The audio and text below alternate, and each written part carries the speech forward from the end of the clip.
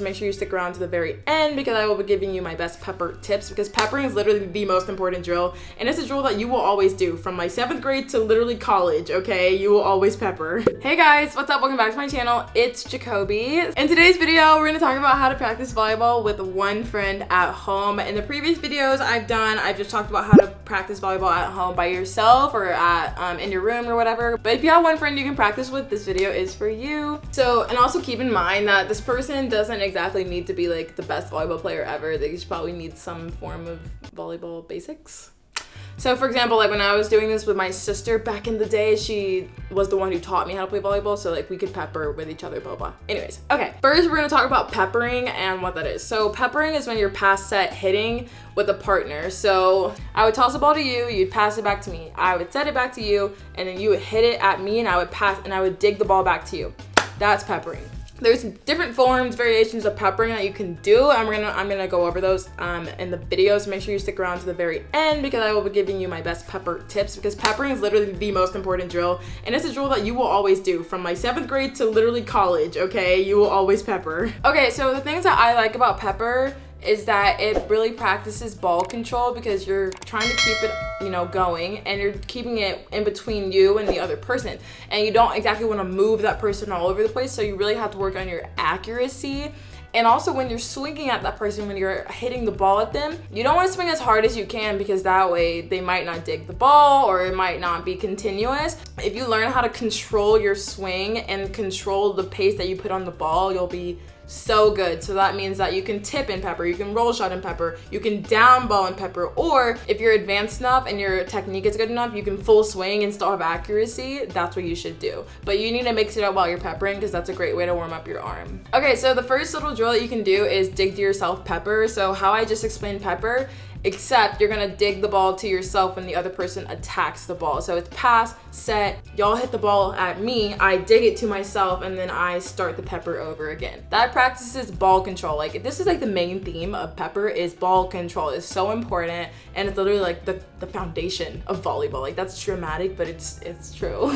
Also, when you're digging to yourself, you practice like digging up and like kind of in front of you rather than out. So say that I'm a defender and I'm trying to get the ball to my setter. You know, the setter releases to the net so she can set the ball. If I pass my setter out, that's gonna be even tighter to the net, or it might go over. So if I'm going to miss my setter, I'd rather miss straight up in the middle of the court, or just up rather than out. That's the best case scenario. If you're going to miss and you know you're gonna miss, try to go high and in the middle of the court. That's the best solution, because you don't want to overpass it, because then that makes it dangerous for ankles, or the other team just like hit it over, and it's not good. Okay, another form of pepper is like alternating pepper. So to me, this is just like you're gonna pepper with yourself and then down ball at the other person. So you're gonna pass, set yourself, and then hit at your partner, and then they're gonna do the same, pass, set, hit, and they're gonna hit it back at you, and you want to keep it continuously going. Another form of pepper is like you want to pepper for a minute straight and see if you can not let the ball drop. We used to do this at like my college practice. Like, we would warm up and we'd be peppering, and there was like a minute on the clock, and you're only allowed like 8 drops out of all the pairs that are in the gym, and you have to run like the difference. So that's a really good drill, because it's like it teaches you like pursuit, which is really important in volleyball, like not letting the ball drop ever. So that means like, you know, sacrificing your body, diving, whatever. Okay, another drill you can do, this works on your setting. So you can have your partner toss you the ball,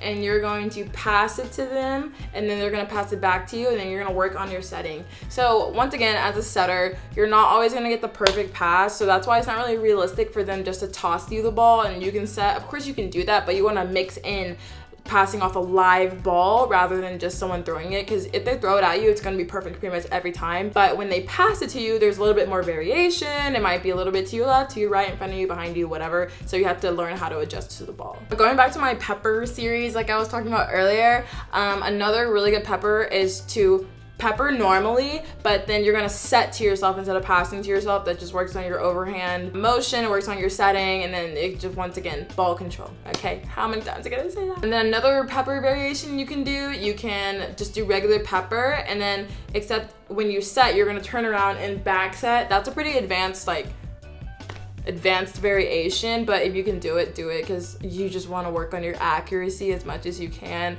Because once again, like, I think I said this like a couple of videos ago, but if you can pass, set, backwards and be accurate, you'll pass even better when you can see your target. Another two-person drill you can do is having your partner hit at you or serve at you. So if they're gonna start with attacking, you want to make sure that the person hitting at you is using topspin rather than a flat hand. When they're attacking, you want to have pace and snap onto the ball, and you want to work on your digging. And if the person has enough accuracy, you can work on them hitting at you in your center line, a little bit to your right, a little bit to your left. You can work on extension, so you can have the person hit at your right foot, at your left foot, in between your knees, and that way you have to go to the ground to get the ball up. That's another way to drill defense and kind of make it a live action rather than it being like a perfect pass or a perfect hit every single time right to you, because really, realistically, that's not going to happen very often. If it does, like, hallelujah, like, thank God it happened, but usually it doesn't. Another form of pepper that you can do is, like, I call it like out of system setting pepper, which is really like a long name for just using your platform to set. So you want to practice your out of system setting, because once again, you never know when you might have to set the second ball, you know, whatever, your setter can't get there, so you're like, oh shoot, and you like gotta use your platform.